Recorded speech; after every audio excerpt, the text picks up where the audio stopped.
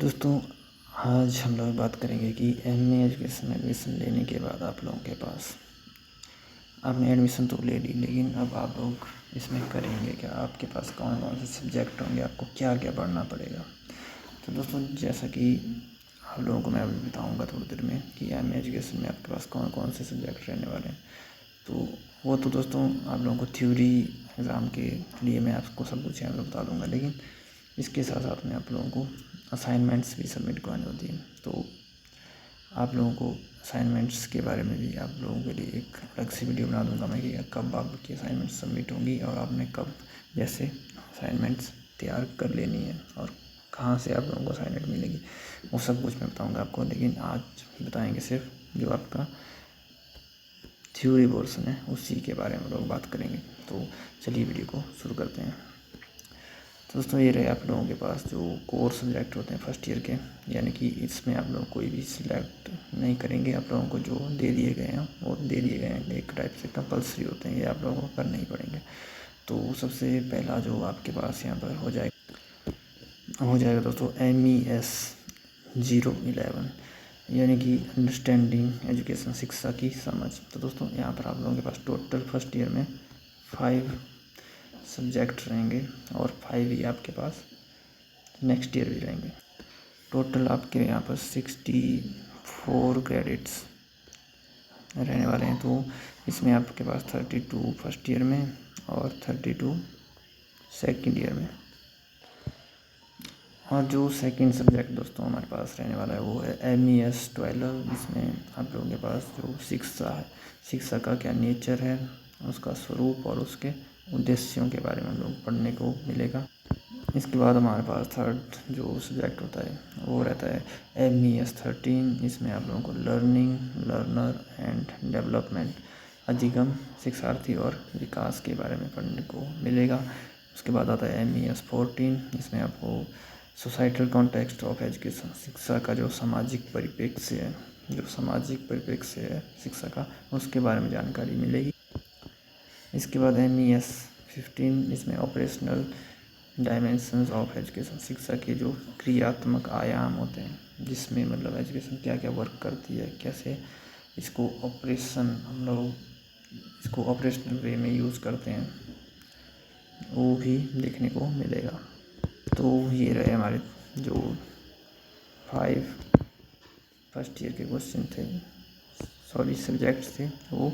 अब हम लोग बात करते हैं सेकंड ईयर की। सेकंड ईयर में हम लोग को क्या क्या पढ़ने को मिलेगा। सबसे इंटरेस्टिंग जो है दोस्तों वो आपका सेकंड ईयर ही है, क्योंकि आप लोगों के जो सेकंड ईयर है दोस्तों उसमें आप लोगों के पास सब्जेक्ट्स तो रहेंगे, लेकिन आपके पास एक स्पेशलाइजेशन वाला आप लोगों को एक सब्जेक्ट चूज़ करना पड़ता है। 4 ऑप्शंस आपके पास होती हैं, 4 या 5 कोई ऑप्शंस आपके पास होते हैं। एक सब्जेक्ट आप लोगों को 4 आपके पास कंपल्सरी जो होते हैं वो तो होंगे ही, लेकिन आप लोगों को एक यहाँ पर चूज़ करना पड़ेगा, सिलेक्ट करना पड़ेगा सब्जेक्ट कि किस फील्ड में आप लोग स्पेशलाइजेशन लेना चाहते हैं वो। और आपके पास यहाँ पर डिसर्टेशन वर्क तो होगा ही, यानी कि रिसर्च वर्क। तो ये रहे दोस्तों यहाँ पर आपके पास पेपर के जो सब्जेक्ट कोड होते हैं वो, और यहाँ पर आपके पास कोर्स का टाइटल। तो जो पहला कोर्स है दोस्तों MES 101। इसमें आप लोगों के पास higher education and its context and linkages, ये सब्जेक्ट मिल जाएगा। इसमें आप लोगों को उच्च शिक्षा क्या होती है, उसका क्या मतलब कॉन्टेक्स्ट है, उसके संदर्भ में आप लोगों को जानकारी मिलेगी और उसके क्या क्या लिंक्स होते हैं, कहाँ कहाँ पर आप लोगों को किस किस फील्ड में आप लोग इसमें कार्य करते हैं, क्या क्या कार्य होता है, कैसे कार्य होता है, ये सब कुछ आपको देखने को मिलेगा। और जो MES 102 है सेकंड नंबर का आपके पास कोर्स, इसमें आप लोगों को इंस्ट्रक्शन इन हायर एजुकेशन, कि हायर एजुकेशन में कैसे हम लोग शिक्षण कार्य, जो इंस्ट्रक्शन होते हैं, अनुदेशन होता है दोस्तों कि कैसे हम लोग कार्य करते हैं, टीचिंग कैसे करते हैं, ये आप लोगों को जानने को मिलता है। उसके बाद थर्ड दोस्तों MES 103। इसमें आप लोगों को मिलता है देखने को हायर एजुकेशन में आप लोगों के पास जो सोशल साइकोलॉजिकल फील्ड होती है, यानी कि सामाजिक मानसिक क्षेत्र, आप लोगों को इसमें समाज में कैसे कार्य करता है और जो मतलब कोग्निटिव जो इंटेलिजेंस होती है उसको यूज़ करना, सामाजिक स्तर पे जो एजुकेशन होती है, हायर एजुकेशन कैसे वर्क करती है आप लोगों को, वो सब चीज़ें आप लोगों को देखने को मिलती हैं। उसके बाद MES 104 planning and management of higher education, इसमें आप लोगों को प्लानिंग और मैनेजमेंट के बारे में बताया जाता है कि कैसे कैसे कार्य होता है हायर एजुकेशन। तो दोस्तों ऊपर जो भी चीज़ें आप लोगों को बताई गई थी वो सारी हायर एजुकेशन, अगर आप लोग सब्जेक्ट चूज़ करते हैं स्पेशलाइजेशन का तो आप लोगों को वो सब्जेक्ट पढ़ने पड़ेंगे। अगर आप लोग यहाँ पर चूज़ करते हैं जैसे एजुकेशनल टेक्नोलॉजीज़, अगर इसमें स्पेशलाइजेशन आप लोग लेते हैं तो आप लोगों को एजुकेशन टेक्नोलॉजीज से रिलेटेड सब्जेक्ट्स पढ़ने पड़ेंगे। अगर आप लोग डिस्टेंस एजुकेशन इसमें सब्जेक्ट में आप लोग करना चाहते हैं, स्पेशलाइजेशन लेना चाहते हैं तो आप लोगों को डिस्टेंस एजुकेशन से रिलेटेड सब्जेक्ट्स मिलेंगे देखने को।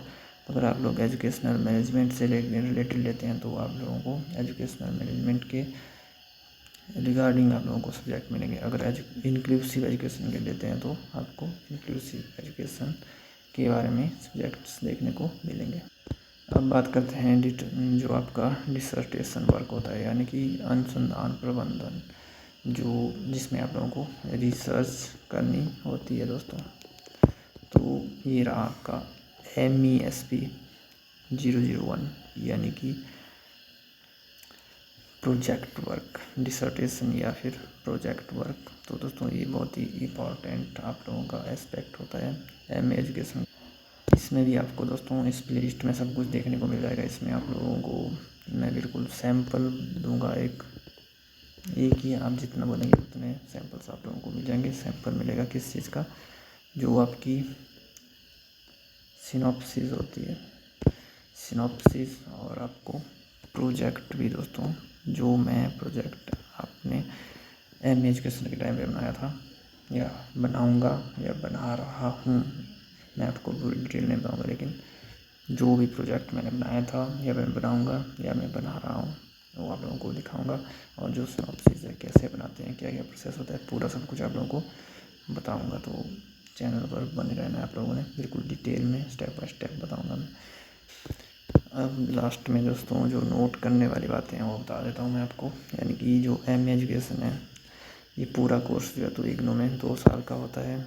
और इसमें जो कुल क्रेडिट होते हैं वो 64 होते हैं, 32 क्रेडिट फर्स्ट ईयर में और 32 आपके सेकंड ईयर में, टोटल 64। बाकी दोस्तों इसके बाद आपके पास यहाँ पर जो डिसर्टेशन वर्क होता है, यानी कि जो प्रोजेक्ट वर्क होता है वो सेकंड ईयर में होता है। फर्स्ट ईयर में आप लोगों का कुछ भी नहीं होता है, फर्स्ट ईयर में सिर्फ आप लोगों ने जाना है और पेपर देना है। बाकी जो सारे कोर्सेज जो भी मैंने ऊपर बताए थे आपको, सारे UGC से मान्यता प्राप्त है, यानी कि यूनिवर्सिटी ग्रांट कमीशन के द्वारा मान्यता प्राप्त है।